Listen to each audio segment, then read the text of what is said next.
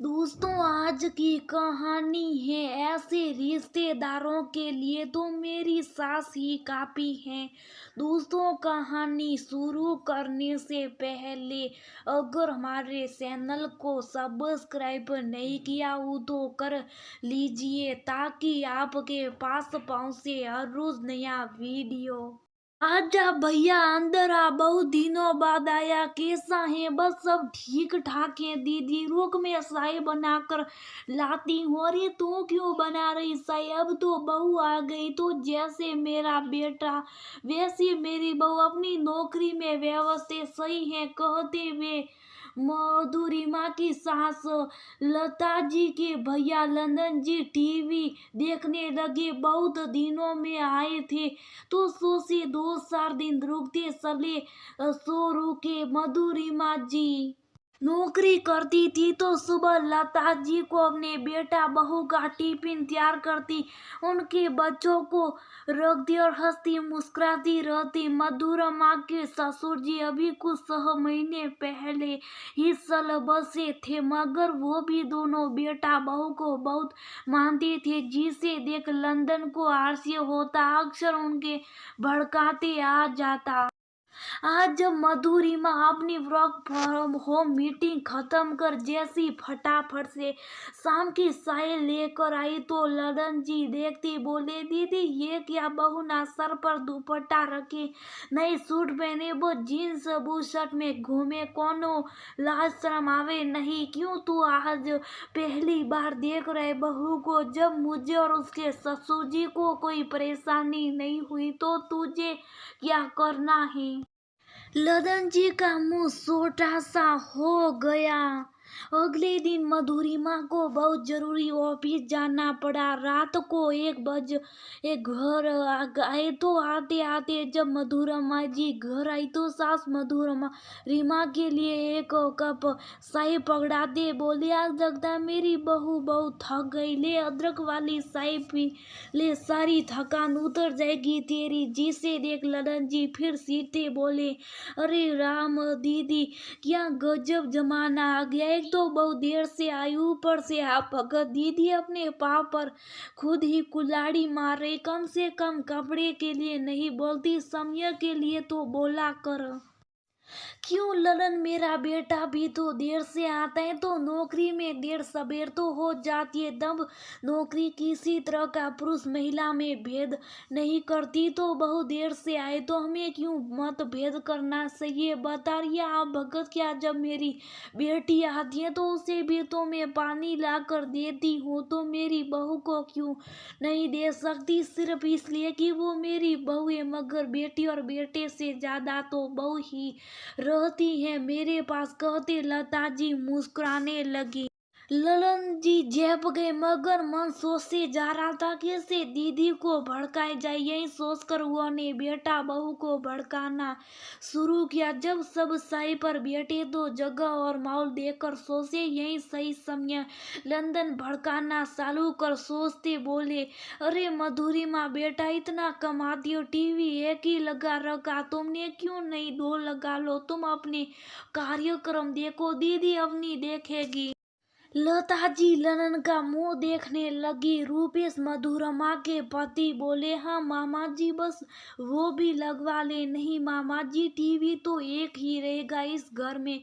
हम सारा दिन माँ के पास नहीं होते, सब अपनी नौकरी में व्यस्त होते, तो एक टीवी ही ऐसा माध्यम है जहाँ हम माँ के साथ बैठते बातें करते, रोज उनके साथ बैठते और अलग अलग टीवी लेकर।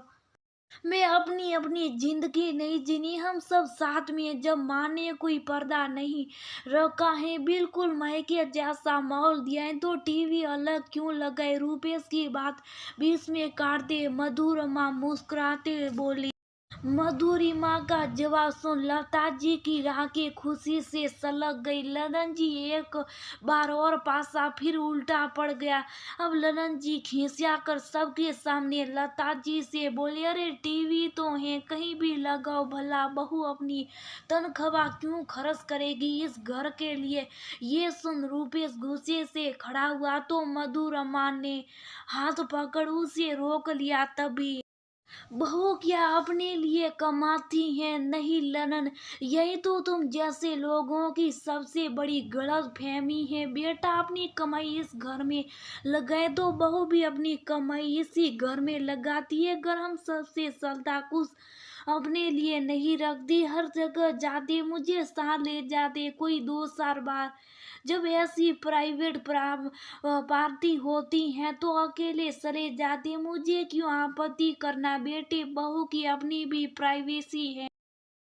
कुछ भी पियो खाओ जो मर्जी पहनो, मुझे किसी चीज से कोई मतलब नहीं। ना मुझे कभी मतलब था और ना ही रुपेश के पापा को था। मुझे और रुपेश के पापा को सिर्फ और सिर्फ बेटा बहू से मतलब है, ना कि इन कपड़ों से या कि खाने पीने से। यही सब लगाम लगाने से तो बेटा बहू अलग हो जाते, मगर जिंदगी की खुशियाँ साथ रहने से मिलती हैं। ललन वही संस करती हैं जब परिवार साथ में हो तो। मगर तुम जैसे लोगों की सोच ने संस्कृतियों और कुर्तियों सब एक सार कर दी हैं। ललन यही जिंदगी है, खाओ पियो बच्चों संग खुशी खुशी जियो। जो मैंने इतने साल ससुराल की इन कुर्तियों को सा कुछ नहीं मिला मुझे, मगर मैं भी ये कभी नहीं चाहूंगी कि मेरी बहू भी इन कुर्तियों को झेले। मुझे अपने घर को संस्कृति से आबाद करना है, ना कि कुर्तियों से बर्बाद। रुपेश के गुस्सा प्रकट करने से पहले ही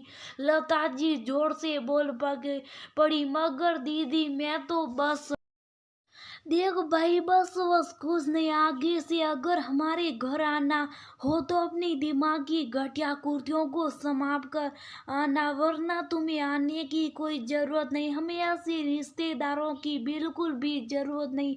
आज लता जी पूरे बुलंद हौसले के साथ अपने बेटा बहू के साथ खड़ी हो, एक साथ में बिना रुके दोनों हाथ जोड़ती बोलती चली गई। ललन जी शुभ सा बोरिया बिस्तर उठाई और अपना सा मुंह लेकर चले गए। देखा रूपेश आप फालतू ही गुस्सा करते थे। ऐसे दकियानुसी रिश्तेदारों के लिए मेरी सासू माई काफी है, जो हमारे सर पर छत्र छाया बनकर खड़ी है।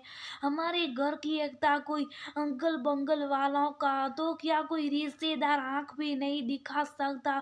बम फेंकना तो दूर की बात है। थैंक यू माँ सो मच, मैं आपकी बहुत कृतज्ञ हूँ। रूपेश से कहते मधुरिमा लता जी के गले लग गई। साथ रुपेश ने मधुरिमा संग लता जी को भी अपनी बाहों में छुपा लिया। इसमें कृतज्ञ होने की कोई बात नहीं। बहू मैं तुमको अपना समझती हूँ तो तुम लोग भी तो मुझे अपना समझ। मेरे पास ही रहती हो, सदा अपने साथ रखती हो, मेरे साथ ही टीवी देखती हो, खाना भी साथ ही खाती हो। मैं जानती हूँ बहू रिश्तों में समान और अपनापन दोनों तरफ से होता है, ना कि एक तरफ से। ऐसे अरे गहरे रिश्तेदारों के लिए तुम्हें परेशान होने की जरूरत नहीं, उनके लिए मैं काफी हूँ। लता जी हंसते हुए मधुरिमा और रुपेश को गले लगाते बोले।